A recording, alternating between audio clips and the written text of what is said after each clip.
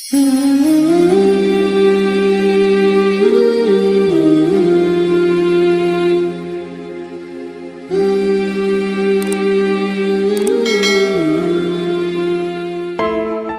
semua mengetahui kisah bagaimana Adam, Hawa dan generasi seterusnya dicipta oleh Allah Subhanahu wa Ta'ala. Semua ciptaan Allah ini tiada cacat celanya. Begitu juga dengan penciptaan malaikat. Bagaimana kisah penciptaan malaikat Jibril oleh Allah Subhanahu wa Ta'ala? Jibril merupakan malaikat yang bertugas untuk menyampaikan wahyu dari Allah kepada Nabi. Allah Subhanahu wa Ta'ala menciptakan malaikat-malaikat, salah satunya malaikat Jibril dari cahaya. Cahaya apa? Tidak dijelaskan rincian tentang hal ini dan kita tidak dibebani syariat untuk mencari tahu tentang hal itu. Ibunda Aisyah menyampaikan bahwa Rasulullah Shallallahu Alaihi Wasallam bersabda, malaikat diciptakan dari cahaya, jin diciptakan dari api, dan Adam diciptakan dari tanah. Hadis riwayat Muslim nomor 2996. Berbicara tentang Jibril tentu akan semakin membuktikan ketidakberdayaan logika manusia. Allah Subhanahu wa Ta'ala mengabarkan bahwa para malaikat ada yang memiliki 2 sayap, 3, 4, atau lebih, sedangkan akal manusia hanya mampu menggambarkan mereka dengan 2 sayap saja, di kiri dan di kanan. Bagaimana kalau 3 sayap? Bagaimana kalau 4? Apakah lagi 600 sayap seperti Jibril? Rasulullah Shallallahu Alaihi Wasallam bersabda, dari Ibnu Mas'ud radhiyallahu anhu, Rasulullah Shallallahu Alaihi Wasallam melihat Jibril dalam wujud aslinya. Ia memiliki 600 sayap yang menutupi langit. Hadis riwayat An-Nasai. Ibunda Aisyah radhiyallahu anha pernah bertanya kepada kekasihnya, Rasulullah Shallallahu Alaihi Wasallam tentang 2 ayat di dalam Al-Quran, yakni Quran Surat At-Tawir ayat 23, yang artinya, dan sesungguhnya Muhammad itu melihat Jibril di ufuk yang terang. Dan Quran Surat An-Najm ayat 13-15, yang artinya, dan sesungguhnya Muhammad telah melihat Jibril itu dalam rupanya yang asli pada waktu yang lain, yaitu di Sidratil Muntaha, di dekatnya ada surga tempat tinggal. Rasulullah Shallallahu Alaihi Wasallam menjawab, itulah Jibril yang tidak pernah kulihat ia dalam wujud aslinya, kecuali pada 2 kesempatan itu saja, aku melihatnya turun dari langit, di mana tubuhnya yang besar memenuhi ruang antara langit dan bumi. Hadis riwayat Muslim, nomor 177, Rasulullah Shallallahu Alaihi Wasallam melihat Jibril dengan bentuk aslinya. Dia memiliki 600 sayap, setiap satu sayapnya dapat menutupi ufuk, dari sayapnya berjatuhan mutiara dan yakut dengan beragam warna. Hadis riwayat Ahmad nomor 460. Dan Allah Subhanahu wa Ta'ala berfirman, sesungguhnya Al-Quran itu adalah firman Allah yang dibawa utusan yang mulia, yang mempunyai kekuatan di sisi yang mempunyai arsy yang tinggi derajat, dipatuhi lagi dipercaya. At-Tawir Quran ayat 19-21, yang dimaksud dengan utusan mulia, di sini adalah Jibril, sedangkan pemilik singgasana, adalah Rabbul Izzah Allah. Telah bersabda Rasulullah Shallallahu Alaihi Wasallam bahwa, sesungguhnya Allah telah menciptakan malaikat Jibril dengan bentuk yang sangat elok. Jibril mempunyai 600 sayap dan di antara sayap-sayap itu terdapat 2 sayap yang berwarna hijau seperti sayap burung merak, sayap itu antara timur dan barat. Jika Jibril menebarkan hanya satu daripada beberapa sayap yang dimilikinya, maka ia sudah cukup untuk menutup dunia ini. Setelah memandang dirinya yang tampak begitu indah dan sempurna, maka malaikat Jibril pun berkata kepada Allah, wahai Rohku, apakah engkau menciptakan makhluk lain yang lebih baik daripada aku? Kemudian Allah pun menjawab pertanyaan malaikat Jibril, tidak.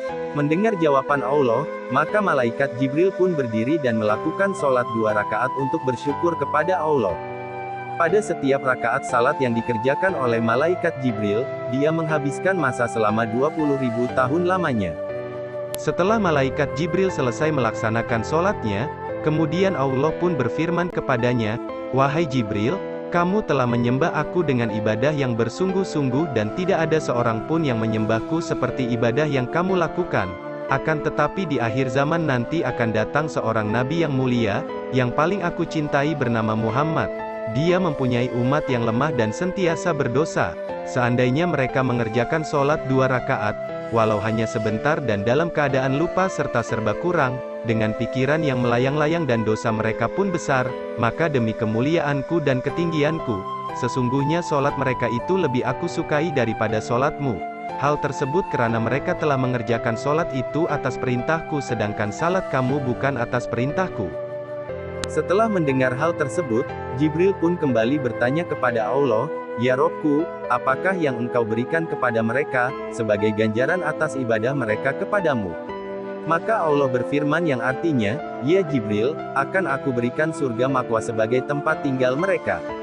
Malaikat Jibril kemudian meminta izin kepada Allah untuk melihat surga Makwah tersebut.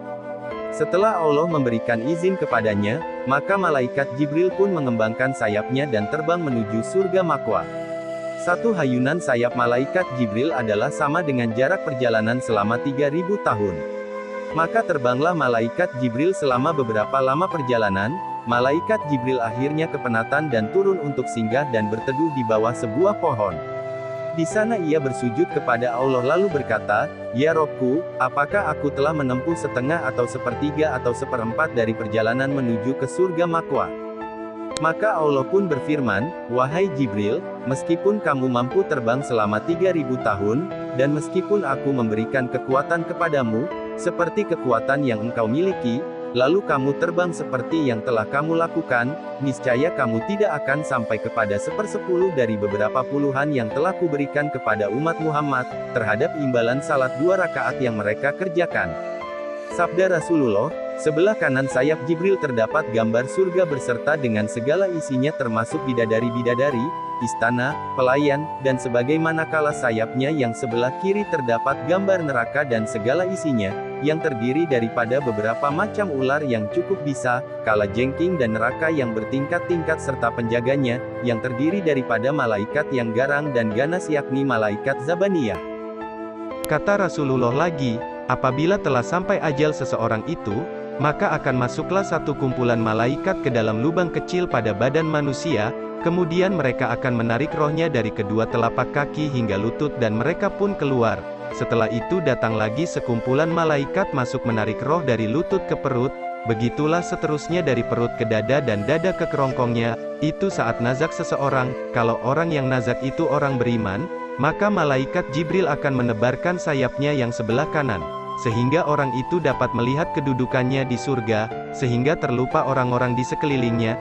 Jika orang yang nazak itu orang munafik, maka Jibril akan menebarkan sayap sebelah kiri untuk menunjukkan tempatnya di neraka sehingga ia menjadi sangat takut serta lupa kepada keluarganya, kata Rasulullah.